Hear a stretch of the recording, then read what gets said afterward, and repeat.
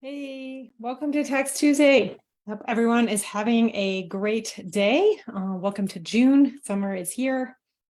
And yeah, let's go ahead and get started. So I am Heather Ryan, also known as the Tax Queen. And as you know, if you're here, I go live once a month and answer your questions that you've submitted online. If I have time and there are questions live, I will try to get to them as well. So if you are here, just let me know, give me a thumbs up, so I know that people can hear me, see me, everything is, all the tech is going well. We'll just leave it there. Okay, cool. So if you see me look at my other screen, I do have questions that were submitted up there, so don't think I am ignoring you or looking somewhere else. I am just reading the questions. So let's go ahead and get started. First question, I'm currently making over $100,000 per year as a sole proprietor. When and if would it benefit me to change my business status? So I think this is related to taxation, and it's really not about the revenue. So let's address this. Revenue is different than your net profit or your net revenue, right? So just your sales number, if you're hitting $100,000, what are the expenses against that to get to your net profit or your net income? And the net income is what we would look at when we're talking about taxation and when you get tax savings. So a lot of people say, oh, well, I'll be an S Corp and it will save me some tax money, tax dollars. And that is true. And there isn't one dollar amount that is going to fit every person's situation. So in this case, I do see it, I typically can start somewhere between 50, can be 75, can even be 100,000 of a net profit. So not your revenue, not your total sales that you're making, but your net profit. And in that case, you would really just want to work with your tax professional to see if that's going to offer you some tax savings. And the things that I really like to stress are, once you make that S Corp election, you can't go back, right? It's really difficult. So if you go back, you are now just a regular sole proprietor and you can't re-elect that for 5 years. So just be aware of that. And I really like to look at proven revenue. So is the business growing? Is it on an upwards path? Not if did 1 year, did it have a stellar year and the next year you're going to be pulling back and working less. So I just like to see all of those components working, not just one thing. So yeah, definitely talk with your tax professional and to see if that is right for your situation. I know that's not the direct answer, but hopefully it's an answer that you'll appreciate. So next question, how much maximum money could I make without being taxed on my Social Security? I'm 1 year away from attaining full retirement age. I just began drawing Social Security and want to continue part-time work without interfering with social payments. Okay, so Social Security is a unique benefit, and they do have unique rules. So earning limits to receive full Social Security benefits if you're under full retirement age is $21,240, and that is in 2023. That does get adjusted each year. So if you are pulling full retirement benefits before full retirement age, you cannot earn more than $21,240 outside of the Social Security benefits. If you're of full retirement age, it jumps to $56,000 and some change. And then if you are full retirement age after that, there's no limit of what else you can earn. But there's also the side of how does it get taxed. So Social Security benefits can be tax-free, and it really depends on your tax filing status, whether you're single or married filing joint, or also what other income you have going on. So Social Security benefits between 25 or greater than 25,000 if you're single, and greater than 32,000 if you're married filing jointly, they will be taxed. So if you're under those income thresholds, there's no tax on your Social Security. Above that, you do get taxed, but it's limited. So as you jump into the next tax bracket, let's say you would hit 50% Social Security benefits tax, and then when you jump to the next one, it's 85% of Social Security benefits get taxed. And that 85% threshold is over $44,000 if you're a couple and $34,000 if you're single.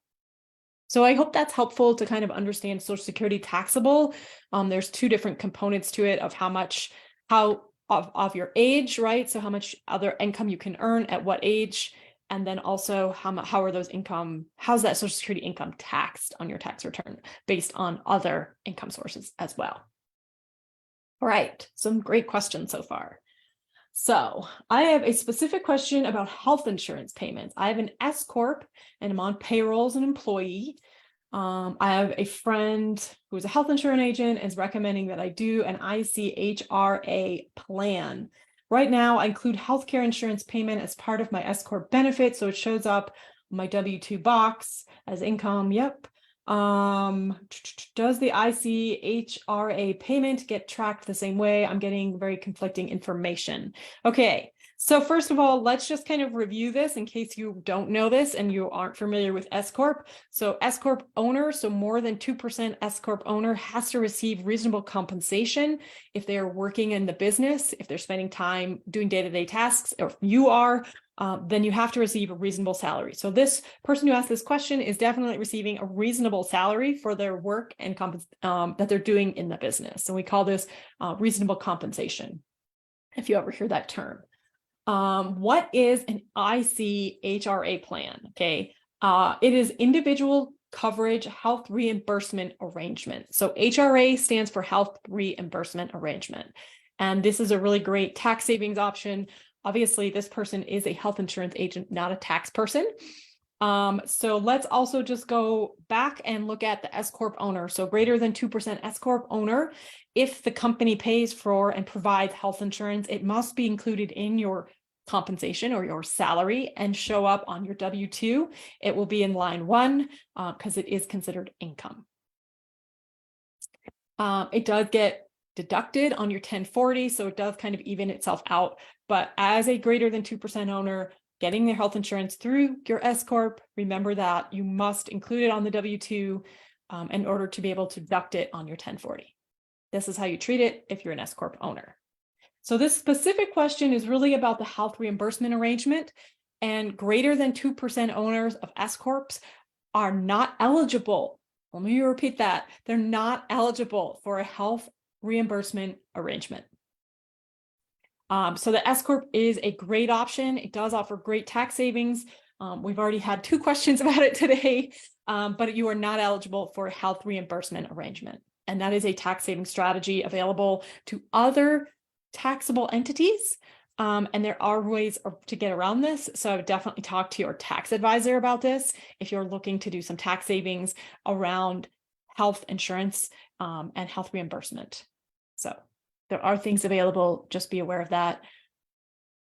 Lots of S Corp questions today. This is great. I like it. Let's see. Next question. Husband and I are buying our first RV and we plan to travel in it full time while continuing to work our full-time jobs from the RV remotely. We currently own our home in South Carolina and we'll be renting our house to a long-term renter. I will continue to work my full-time job as an employee, headquartered in Georgia. My husband and I will use a mail forwarding service to be able to receive our mail on the road, but we will not change our domicile state. So we want to keep it as South Carolina for now, okay? We understand that the mail forwarding service will get a new mailing address from a different state, depending on which one we choose. We understand that we will change our address with all our vendors. My questions about our official mailing address, particularly on my driver's license and with our financial institutions, my bank, including credit unions. Okay, so as a full-timer, if you keep your address as your previous state, so if you're keeping in this circumstance, because this is what we're talking about, so if you're keeping South Carolina as your domicile state or your residency state, then you're going to have to use an address that's in South Carolina. So as far as what's on your mailing or what's on your driver's license, it can be that rental property, and then you can have a mailing address at wherever that mail service that you use. So whether that's Texas or Georgia or wherever, Florida, So there can be two separate addresses, and that's the same thing with the banks. So the bank can have a physical address, so that would be that rental property, and then they would have a mailing address, which would be whatever address that you pick for your mail forwarding service, and they would be two separate things. And that's actually required nowadays, that they have physical and a mailing address. So I would definitely go to the state and just change your mailing address to your mail forwarding service whenever you pick that, and then just keep that rental property, the home that you own, on your driver's license. A lot of states nowadays don't actually issue new driver's license if your address changes anyway. I have an old address on my driver's license. So, but you can have separate mailing and physical. So I hope that clears that up. Especially with financial institutions now, because of the whole Real ID and all the security rules, they are requiring a physical address. And the way to get around that, if you have a business, is to use your registered agent address, because that is not a mail service or a post mailbox. That's what they'll say. They'll see it as a commercial address or a post mailbox, and they won't accept that. I think Escapees, if you use Escapees mail forwarding, they do accept it because it's a physical address. But I'd have to, you'd have to confirm that with whatever bank or financial institution that you're talking about. This is definitely a problem. I have seen, you can also use a parent or a friend or a child. You can use their address as a physical address and just keep the mailing address as the mail service that you use. So that covers a little bit more than this question, but I did want to give that out there because that is a common problem I see, or common question that happens. So these are the questions. So yeah, in my scenario, what do people do with the address on your driver's license when you're traveling full time? Does the address on our driver's license need to be within our same state, or can we change them? So yes, if you are registering or keeping your home and domicile in South Carolina, you have to have an address in South Carolina to have a driver's license issued from there. So yeah, I think I covered, there's another question about, using a mailing address with banks and credit unions and all that. So hopefully that answers those questions. They are common questions, and yeah. So next question, how can I best calculate my annual tax bill with an LLC as a 1099 worker? So as a contract worker, how do you estimate your tax bill? I don't have any withholdings for state or federal taxes. I want to avoid a large annual tax bill. So people that work as contract workers, independent contractors, whatever you want to call it, you do have to keep up with your self-employment taxes or your tax payments. And there's no one magic calculator for this. Self-employment taxes are 15.3%, and that is on the net profit of the business. Remember, I was talking about that in that first question. So you take your sales, you take your income, and then you minus all of your expenses to get at the net profit. And so think about it that way. So 15.3% right off the top is going to your self-employment taxes to the federal. And then on top of that, you may have to pay income tax. So sometimes I say, anywhere from 25 to 30%, depending on also if you have a state. So I usually put that aside and then pay it quarterly as it's happening. So quarterly means April 15th, June 15th, we're coming on that in a couple of weeks, September 15th, and then January 15th for the fourth quarter. I also have some great articles on this, so I will post those here. So self-employment taxes, just so you can understand them a little bit. And yeah, so remember 15.3%, and that's right off the, yeah. So then second question kind of related to this, should I put my estimated monthly tax responsibility into an interest-bearing account or pay the IRS and the State Department of Revenue at the end of the year? Or should I let the IRS earn interest on my money and pay them monthly? So the IRS is a pay-as-you-go system. So as you're earning, and the same with states. So as you're earning money, you need to be paying your taxes. When you're a W-2 employee, that's happening, right? So automatically your employer is withholding those taxes for you from your paycheck. And then they're remitting that to the state, they're remitting that to the federal government, right? So that's automatically happening. But when you work for yourself, when you're a contract worker, when you have your own small business, you have to be paying those in on a quarterly basis. So if you don't pay them in, you can have an underpayment penalty at the end of the year. So I definitely recommend you can save for it, each month, and you're in an interest-bearing savings account, that's fine. And then make the quarterly payments to keep up with your amounts. But don't forget, it's that 15.3% is Social Security and Medicare. So those are your self-employment taxes. And then also you have income tax that you have to factor in. So that's why I bump it up, usually 25 to 30%. And that's also something you can work with your tax professional to see if they'll give you some guidance based on, your previous year. So right now in 2023, you can look at 2022 and pay that amount in throughout the year. We can base numbers on that. So anyone else? I have a few people here live, and I'm happy to answer any other live questions. That's all I have here. I had about 7 questions, which we already got through. Hopefully that's helpful to some of you. And I do actually will share one more blog. Right here. Sorry, was I type here? Then maybe this will help you as well. How to make estimated payments. So don't forget, you have to pay the federal government and the state if you have state tax. So there you have both. And yeah, typically if you have a state tax, I usually up it to 30%. So saving 30% of your net profit and putting it aside for taxes. And you can have that in a separate savings account if you want. That's fine.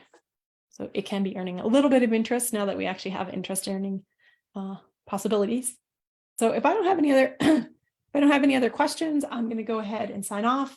I thank you for joining me today live. And if you're watching this as a replay, thanks for watching that.